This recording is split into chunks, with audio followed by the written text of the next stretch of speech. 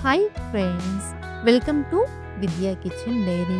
Friends, ఇవాల్టి వీడియోలో గుడిలో ప్రసాదంగా పెట్టే చింతపండు పులిహోరని ఇంట్లోనే సింపుల్గా ఎలా చేసుకోవాలో చూపించబోతున్నాను. పండగలప్పుడు మనం టేస్ట్ చూడకుండా పులిహోరని చేస్తుంటాము కదా.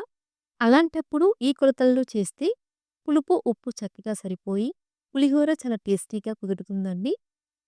ఈ ప్రాసెస్లో చేస్తే తక్కువ టైంలో పులిహోరని చాలా టేస్టీగా చేసుకోవచ్చు. మరి ఈ టెంపుల్ స్టైల్ పులిహోరని ఇంట్లోనే సింపుల్‌గా చేసుకునే ఆ ప్రాసెస్ ఏంటో చూద్దామా? ఈ రెసిపీ కోసం నేను ఒక కప్పు బియ్యాన్ని తీసుకున్నానండి. గ్రామ్ వైస్‌గా చెప్పాలంటే ఇవి 250 గ్రామ్స్ వరకు ఉంటాయి. ఇలా తీసుకున్న బియ్యాన్ని శుభ్రంగా కడిగి ఒక కప్పు బియ్యానికి 2 కప్పుల వాటర్‌ని యాడ్ చేసుకోవాలి. తర్వాత ఇందులోకి పావు టీ స్పూన్ పసుపు, హాఫ్ టీ స్పూన్ ఉప్పు, 2 టీ స్పూన్ల ఆయిల్‌ని యాడ్ చేసుకొని అన్నాన్ని ఇలా పొడి పొడిగా ఉడికించుకోవాలి. ఇన్ కేస్ మీరు 2 కప్పుల బియ్యాన్ని తీసుకుంటే 3:30 కప్పుల వాటర్‌ని యాడ్ చేసుకుంటే రైస్ ఇలా పొడి పొడిగా వస్తుందండి. ఇలా పొడి పొడిగా ఉడికించుకున్న ఈ అన్నాన్ని ప్లేట్‌లోకి తీసుకొని పూర్తిగా చల్లారనివ్వాలి. ఇప్పుడు మరొక బౌల్‌ని తీసుకొని ఇందులోకి పెద్ద నిమ్మకాయ సైజంత చింతపండుని తీసుకోవాలి. ఇది సుమారుగా 35 గ్రామ్స్ వరకు ఉంటుందండి.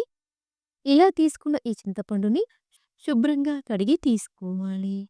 ఇన్ కేస్ మీరు కేజీ బియ్యంతో పులిహోరని చేసుకోవాలి అనుకుంటే 110 లేదా 120 గ్రామ్స్ వరకు చింతపండుని తీసుకోవాలి. తర్వాత ఇందులోకి ఇలా వేడి వేడి నీళ్ళని చింతపండు మునిగేలా యాడ్ చేసుకొని ఈ చింతపండుని 10-15 నిమిషాల పాటు నాననివ్వాలి. ఇలా హాట్ వాటర్‌ని యాడ్ చేసుకుంటే చింతపండు త్వరగా నానుతుందండి. 10 నిమిషాల తర్వాత చూస్తే చింతపండు బాగా నానింది కదా. ఇలా నానబెట్టుకున్న చింతపండుని బాగా పిసికి చింతపండు రసాన్ని తీసుకోవాలి. ఇలా బాగా ప్రెస్ చేసుకుంటూ కలుపుకున్న తర్వాత ఈ చింతపండుని స్ట్రెయినర్‌లోకి తీసుకొని చింతపండు రసాన్ని ఫిల్టర్ చేసి తీసుకోవాలి. అవసరమైతే కొద్దిగా వాటర్‌ని చల్లుకొని చింతపండు రసాన్ని తీసుకోవాలి. మనం తీసుకున్న చింతపండుకి ముప్పావు కప్పు వాటర్‌ని యాడ్ చేసుకుంటే చింతపండు గుజ్జు ఇలా చిక్కగా వస్తుందండి. తరువాత ఇందులోకి ఘాట్లు పెట్టుకున్న 5-6 పచ్చిమిర్చి, 2 రెబ్బల కరివేపాకు, 1:30 టీ స్పూన్ల ఉప్పు, పావు టీ స్పూన్ ఇంగువ, హాఫ్ టీ స్పూన్ పసుపు, 1 టేబుల్ స్పూన్ బెల్లం తురుము, 2 టీ స్పూన్ల ఆయిల్‌ని యాడ్ చేసుకొని బాగా కలుపుకోవాలి.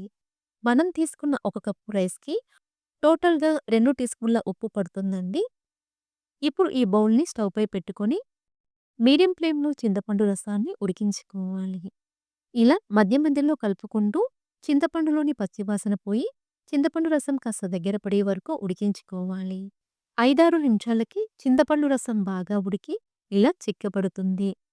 చల్లారిపోయిన తర్వాత చింతపండు రసం ఇంకాస్త దగ్గర పడుతుంది కాబట్టి ఇలా ఈ కన్సిస్టెన్సీలో ఉండగానే స్టవ్ ఆఫ్ చేసుకోవాలి.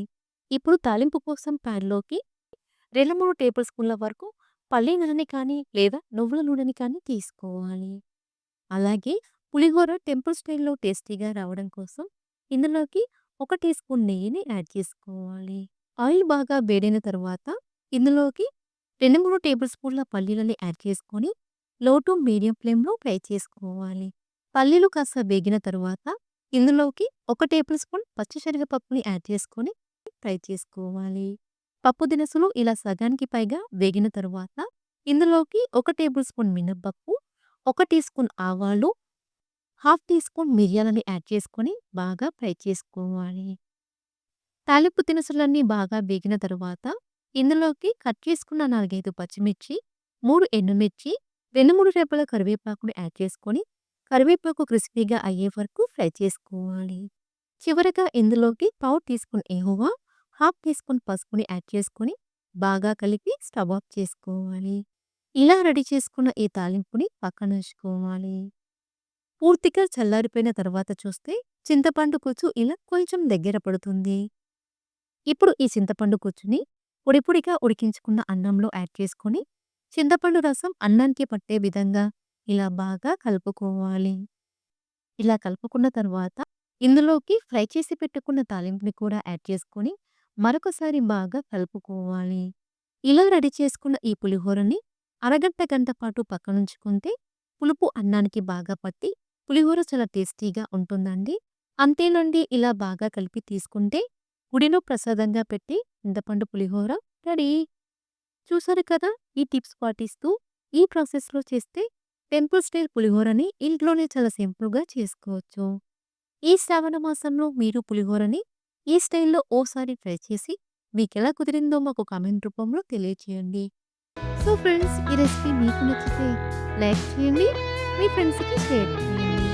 మరిన్ని రెసిపీస్ కోసం మా ఛానల్‌ని సబ్స్క్రైబ్ చేసుకోండి.